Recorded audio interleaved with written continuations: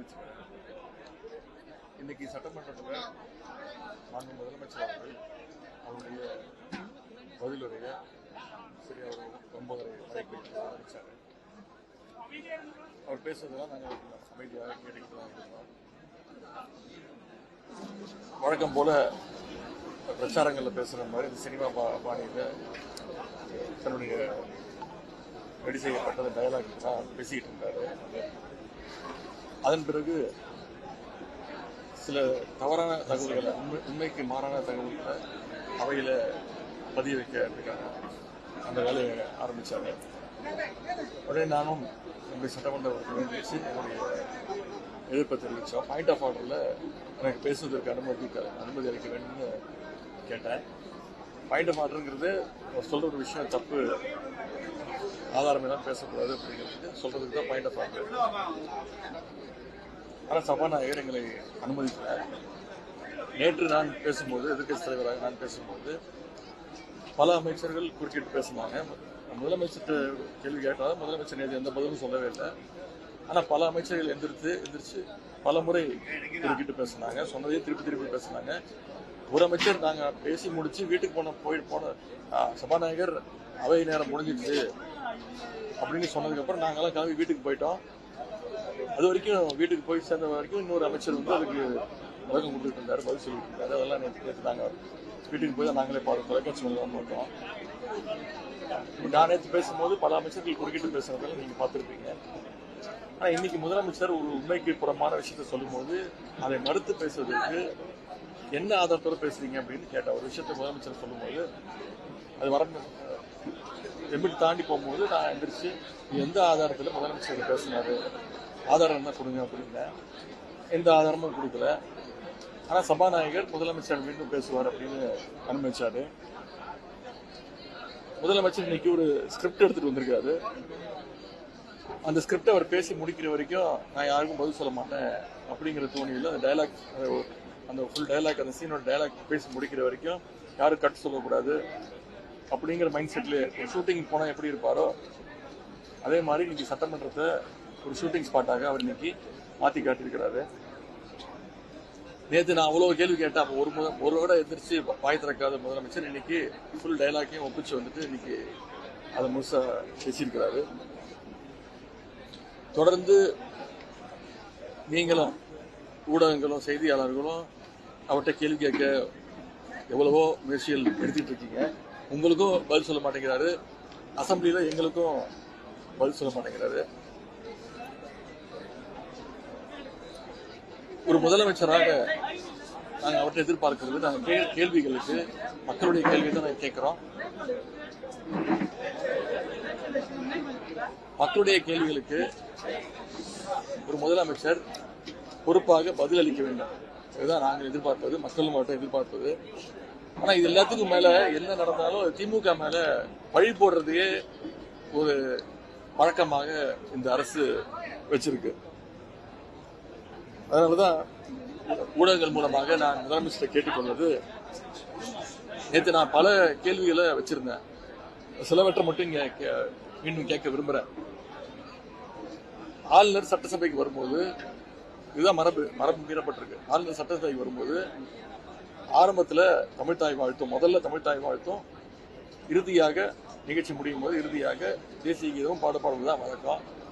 ஆனால் இந்த முறை ஆளுநர் வரும்போது மரபு மீறப்பட்டு 2 முறை ஏன் தேசிய கீதம் பாடப்பட்டது அப்படின்னு கேள்வி கேட்டேன். இதில் என்ன தப்புன்னு என்ன கேட்டாங்க. தப்பு கிடையாது தான், வாழ்த்துக்கள், தமிழ்தாய் முதல்ல பாடிட்டீங்க. ஆனால் தேசிய கீதம் 2 முறை பாடப்பட்டது தப்பு. தமிழ்தாயை 2 முறையோ 3 முறையோ நீங்கள் ஒழிக்க வைக்க வேண்டியதானே அப்படின்னு நான் கேள்வி கேட்டேன். அதுக்கு பதில் சொல்லணும். இதுக்கு என்ன விதமான காம்ப்ரமைஸ் அடைஞ்சிருக்கீங்க நீங்களும் ஆளுநரும் அப்படின்னு கேள்வி கேட்டேன். அதற்கு எந்த விதமான ஒரு பதிலும் கிடையாது. அது என்ன சொல்லியிருக்காருன்னா, கலைஞருடைய படத்திறப்புக்கு பிரசிடென்ட் வந்தாரு, அப்போ நீங்க போட்டீங்க அப்படின்றாரு. முதலமைச்சருக்கு இந்த புரோட்டோகால் கூட தெரியாம இருக்கிறது ரொம்ப வருத்தத்திற்குரிய ஒரு விஷயம். பிரசிடென்ட் வரும்போது பிரசிடென்ட் ஒரு புரோட்டோகால் இருக்கு, ஆனா ஆளுநருக்கு அப்படிலாம் கிடையாது. பிரசிடென்ட்டுக்கு ஒரு புரோட்டோகால் இருக்கு. அந்த புரோட்டோகால் படி தான் அன்றைக்கு அந்த தேசிய கீதம் அன்னைக்கு பாடப்பட்டது. அதே மாதிரி நான் முதல்வர் திட்டம் கிட்டத்தட்ட 41 லட்சம் மாணவர்கள் பயன்பெற்று இருக்கிறாங்க. பல சாதனைகள் செஞ்சிருக்கிறாங்க. அந்த திட்டத்தை ஏன் முடக்கியிருக்கீங்க அப்படின்னு நான் கேட்ட கேள்விக்கு கண்ணாமண்ணான இஷ்டத்துக்கு ஒரு ஆதாரம் இல்லாம முறையான பதில் இல்லாம என்னென்னமோ குற்றச்சாட்டுகள்லாம் வைக்கிறாங்க. மின்வெட்டு தொடர்பாக கேட்கப்பட்ட கேள்விகளுக்கெல்லாம் மீண்டும் அவகாசம் கேட்கறாங்க. அதையும் தூக்கி திமுக மேல பழிய போட்டு ஃபியூஸ் கேரியரை பிடிங்கிட்டு போயிட்டாங்க அப்படின்றாங்க. எந்த விதமான கேள்விக்கும் ஒரு தெளிவான பதில் இல்லை. பயிர்க்கடன் தள்ளுபடி விவசாய போராட்டம் பத்தி கேட்டதுக்கு விவசாயிகள் எல்லாம் திராவிட முன்னேற்ற கழகம் தூண்டிவிட்டு போராட்டத்தில் ஈடுபட சொல்றாங்க அப்படின்னு விவசாயிகளுடைய போராட்டத்தை முழுமையாக கொச்சப்படுத்தி இருக்கிறாரு முதலமைச்சர் அவர்கள். இன்னைக்கு கூட திருவள்ளூர்ல காலைல தொலைக்காட்சியில பார்த்தா திருவள்ளூர்ல விவசாயிகள் போராட்டம் பண்ணிட்டு இருக்காங்க. ஏன் இந்த விவசாயிகள் போராட்டத்தை திமுக தான் தூண்டி விடுதுன்னு விவசாயிகளை நம்முடைய முதலமைச்சர் அவர்கள் மிகவும் கேவலமாக கொச்சைப்படுத்தி கொண்டிருக்கிறார். அதே மாதிரி சட்டம் ஒழுங்கு பிரச்சனை, மீண்டும் அதற்கும் அதே பதில் தான், எனக்கு கொஞ்சம் அவகாசம் கொடுங்க அப்படின்னு. ஏன் டிஜிபி நீங்க அப்பாயின்ட் பண்ணல அப்படின்னு கேட்கறாரு. சரி, நாங்க பண்ணல, அதுதான் மக்கள் உங்களை தேர்ந்தெடுத்துட்டாங்கல்ல, மாற்றம் அப்படின்னு சொன்னீங்கல்ல, ஒரே நாள் எல்லாத்தையும் கிழிச்சு எழுந்துருவேன்னு சொன்னீங்கல்ல, ஆட்சிக்கு அடுத்த நிமிஷமே எல்லாம் மாத்துவேன்னு சொன்னீங்களே, இப்ப இந்த 40 நாள்ல உங்களுடைய காவல்துறை எதை கிழிச்சுக்கிட்டு இருக்கிறாங்க அப்படிங்கறதா நாங்க கேட்கக்கூடிய கேள்வி. ஒவ்வொரு நாளும் வன்முறை சம்பவங்கள் அதிகரிச்சுட்டே இருக்கு. ஒரே நாள்ல 24 சம்பவங்கள் நடந்திருக்கு. அதற்கெல்லாம் எந்த விதமான சொல்ல போனா அவங்க சேர்ந்தவங்களே அனைத்து குற்றச்சாட்டுகளையும் அவங்களே ஈடுபட்டு இருக்காங்க. அதற்கான ஆதாரத்தை நான் இன்னைக்கு உங்ககிட்ட கொடுக்கறதுக்கு தயாரா இருக்கேன். நேற்று சபாநாயகர் ஆதாரம் தான் கொடுங்கன்னாங்க, ஆதாரம் கையில வச்சிருக்கிறேன், ஆதாரத்தை உங்ககிட்ட கொடுக்குறேன். அதே மாதிரி இப்படி அனைத்திலையும் நாங்க யாரு தயவுலையும் இல்ல, எங்க தயவுல தான் ஆட்சி நடக்குதுன்னு சும்மா சும்மா சொல்லாதீங்க, நாங்க எந்த தயவுலையும் கிடையாது அப்படின்றாரு. அப்படி இல்லைன்னா ஏன் ஆட்சி அமைஞ்ச உடனே போய் அண்ணா திராவிட முன்னேற்ற கழகத்துடைய ஒரு பிரிவு மட்டும் இவர் பாட்டாரு. முதல்ல சோஃபா போச்சு, சோஃபா பின்னாடி இவர் போனாரு. ஒவ்வொரு கட்சி தலைவர் வீட்டுக்கு போகும்போது புது சோஃபா போச்சு, அதெல்லாம் நீங்க பாத்தீங்க. இப்போ அண்ணா திராவிட முன்னேற்ற கழகத்துடைய ஆட்சி அமைஞ்சதுல இருந்து இன்னைக்கு வரைக்கும் ஒவ்வொரு சட்டமன்ற உறுப்பினரை, அதுவும் அந்த கட்சி அலுவலகத்தை கூட கிடையாது, இங்க சட்டமன்ற வளாகத்திலேயே போய் அமைச்சருடைய அறைகளே போய் கட்சியில போய் சேர்ந்துட்டு இருக்காங்க. இவங்க அமைச்சர் சட்டமன்ற உறுப்பினர் பதவியை ராஜினாமா பண்ணிட்டு மேல அமைச்சரோட ரூம்லயே போய் கட்சியில சேர்ந்துக்கிறாங்க. பீரோ புல்லிங் மாதிரி இன்னைக்கு அதிமுக எம்எல்ஏஸ் இன்றைக்கு கூட அரசு ஒவ்வொரு சட்டமன்ற உறுப்பினரா இழுத்துக்கிட்டு இருக்கிறாங்க. இதற்கெல்லாம் இதெல்லாம் கேட்டதுக்கு தான் எந்த விதமான பதிலும் இல்லாம ஒரு ஷூட்டிங் ஸ்பாட்டுக்கு ஒருத்தர் வந்தா எப்படி இருப்பாரோ, டயலாக ஃபுல்லா மகப் பண்ணிட்டு எப்படி பேசி நடிச்சு போவாரோ, அது மாதிரி இன்னைக்கு முதலமைச்சருடைய இந்த உரை அமைஞ்சிருக்குன்னு சொல்லிட்டு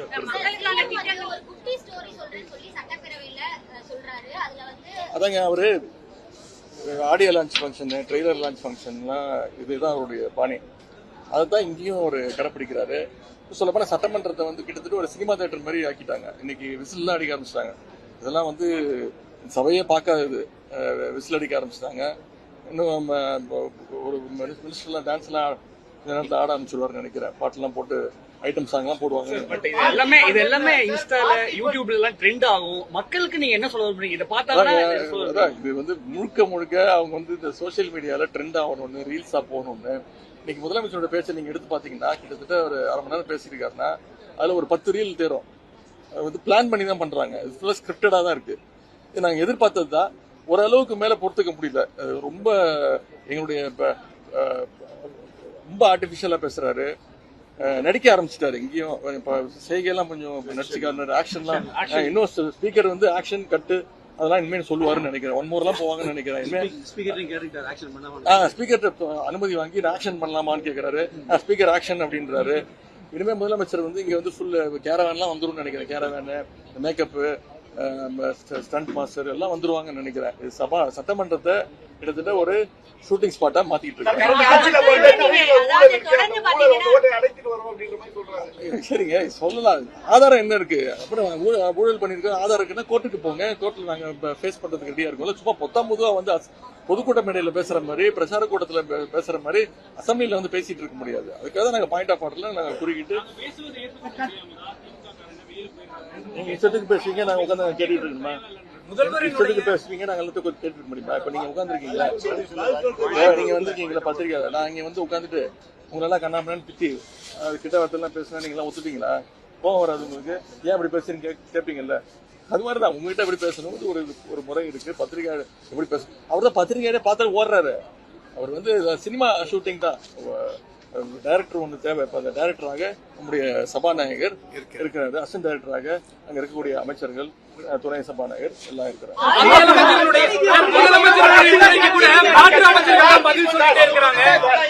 பேரவை முடிந்த பிறகு கூட அமைச்சர் பேசுறாரு, இத அவை மரபுல ஏத்துக்கிறாங்க. நாங்க ஒரு படத்துல நாங்கெல்லாம் பேசி முடிச்சுட்டு சபாநாயகர் வந்து அவை நேரம் முடிஞ்சிருச்சு அப்படின்னு சொல்லிட்டாரு. அப்படின்னா முடிஞ்சு போச்சு, எல்லாம் கிளம்பணும். நாங்கெல்லாம் கிளம்பிட்டோம். யாரு அதான் சபை நேரம் முடிஞ்சு சொல்ல முடியும், முடிஞ்சிச்சுன்னு சொன்னாரு. நாங்க கிளம்பி வீட்டுக்கு போயாச்சு. வீட்டுக்கு போய் டிவி போடுறேன், மினிஸ்டர் பதில் சொல்லிட்டு இருக்காரு. அப்புறம் போன் பண்ணி கேட்டா இல்லைங்க, அவர் நீங்க போனதுக்கு அப்புறம் பேச ஆரம்பிச்சிட்டாரு அப்படின்றாங்க. இது மாதிரி ஒரு காமெடி டைமாக சபையை நடத்திட்டு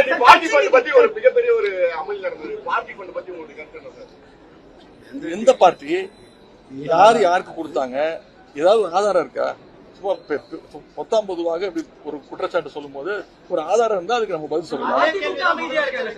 அது நீங்க அதிமுக தான் கேட்கணும். ஏன் நீங்க அமைதியா இருக்கீங்கன்னு அவங்க கிட்ட கேட்கணும்.